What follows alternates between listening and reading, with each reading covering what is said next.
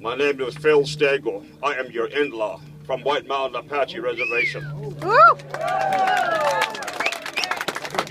I was born about 2 miles from Fort Apache, up the river. When an Apache comes to a gathering like this, you better watch out. We Apaches are very aggressive people. You know our history.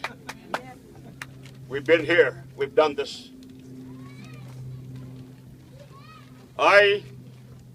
For now, I'm going to stand and take the place of her father, Loreal's father, right now.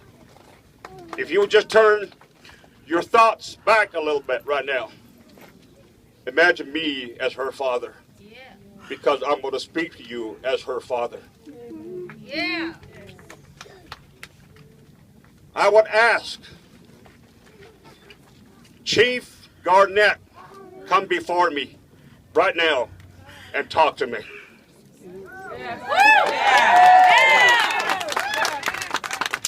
I want you to tell me, since you are the chief of the police for the city of Winslow, I want you to tell me what happened. What did your department do to my daughter?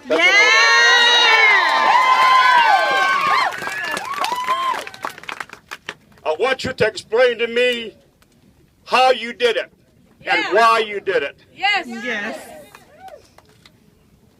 As I was coming here a while ago, I was walking. I noticed that there's about a 2-block area ribboned off by this police department complex here. I would ask Chief Garnett, why didn't you do this on the scene over there? Yep. Why did you not quarantine the place off and wash that little 100-pound girl with a pair of scissors? I would ask Chief Garnett, before you put them 5 slugs into my daughter, you got to put me first. Whatever is left over, you can put in her. That's what I would have asked him. Because you just took my daughter for over what? An $8 or $12 item? You took a human life that's priceless? Yes. That's what I would ask him as her father. I would ask this little girl here, may not mean nothing to you, but she was my flesh and blood. She was my daughter. That's what I would say. I would say you committed a violent act when you start pulling that trigger on my daughter. I would say what you should have done, that you should have held off. I can understand if my daughter had an AR-15 in her hands. Yes. Or the AK-47. And she didn't. Or an M1. Those of you, the military here, the Navajo soldiers, Hopi soldiers here, you know what I'm talking about here, the kind of weapons that we use out there. If she had one like that, yes, I can understand it. But little old scissors. Yes. A 90-pound girl. A 90-pound girl. I said, no. Why did you not bring in a hostage negotiator? If he was so critical, why didn't you say, hey, let's hold off here? I would have told my officers to hold back off. Let's bring the negotiator. The police departments have these kinds of people that can negotiate, talk to people before they kill them. Yes. There's a chance that you can save this young person. Yes. Even though what she have done. She didn't go rob the Wells Fargo Bank down the road there. She didn't do that. Or she didn't commit a crime of taking another life. She didn't do that either. She could have waited before they negotiate. Okay, have that person talk to Loreal and talk it through. And settle things down, calm it down. And then you can do what you need to do without a life being taken on the spot. Folks, the reason why I talk like this, I'm a highly trained law enforcement officer, a federal. I have trained law enforcement personnel cultural sensitivity in Flexi, Federal Law Enforcement Training Center in Roswell, New Mexico. I've trained Secret Service agents, FBI agents, Border Patrol agents, BIA law enforcement agents. I taught these officers, undercover criminal CID division of the EPA, federal agents. I talked to them about cultural sensitivity. When you deal with an Indian, a Native American, a Navajo, a Hopi, an Apache, whatever tribe they may be, there's a different set of rules apply there. Not the same kind of rules that you go under any state in the nation. There's a way to approach an Indian. And a way to approach a non-Indian in law enforcement. See, these are the kind of things the Winslow police department must not know. They must not have been trained this way. The DPS is going to investigate what happened here, they said. The DPS, Arizona Department of Public Safety, is only an extension of the Winslow Police Department. They're the same thing. They enforce the same law. So, the other day, I got in touch with President Begay. So, sir, President of the Navajo Nation, you have an obligation here. You need to call for a federal investigation. You need to call for the United States Justice Department to investigate, to come in. The United States Attorney General to come and investigate. You do it for the black people. Why can't you do it for us?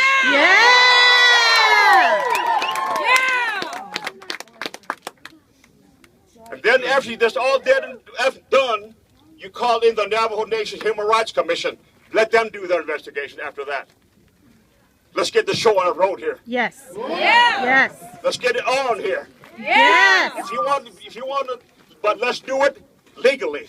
As much as we like to fight and burn buildings down like the black people do. If this had happened by a black person, this place would be on fire. We are the fire. No offense to our friends, the black people, our relatives, our in-laws, whatever. I don't mean that at all. But we've seen on television where these kinds of things happen. You see it on television, CNN or whatever. See, what happened here is very, very upsetting. Like I said, what I think, I was just on the Western Navajo Reservation a moment ago, earlier with my wife here. She's the reason why I'm here, Dr. Stago, the member here. My wife's here, my daughter Celia is here. They're Navajos, me, I'm just your in-law, that's all I am.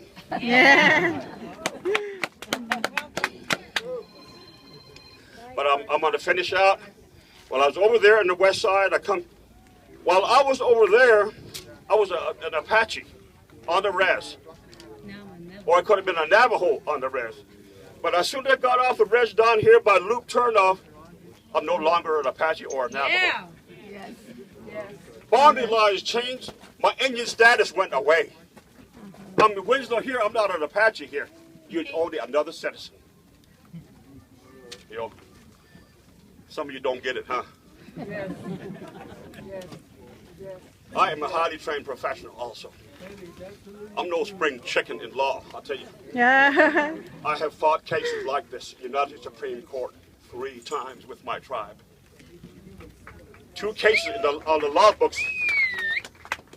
So you're not dealing with a dumb Apache, believe me. But I think we can never do anything to bring Laurel back. But it could have been avoided. It did not have to happen. If cultural sensitivity was practiced by the Winslow Police Department, they only thought the person was given some, hey, let's talk it through. Okay, Loreal, settle down. When you are a trained police officer, if you got an opportunity, do that, negotiate it, talk it through. You know, especially a woman, little woman. Okay? No matter what. If she had an AR-15 in her hand, that's one thing. Yeah. That's a different thing. But she was just standing there.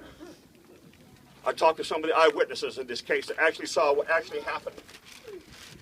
Not to mention their names, but they'll have a chance to talk when the time comes. Yeah.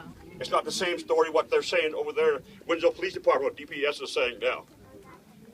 I could go on and on, folks. I know you're uptight, but I want you to settle down. I want you to relax your mind and your spirit for now, because we can be more effective.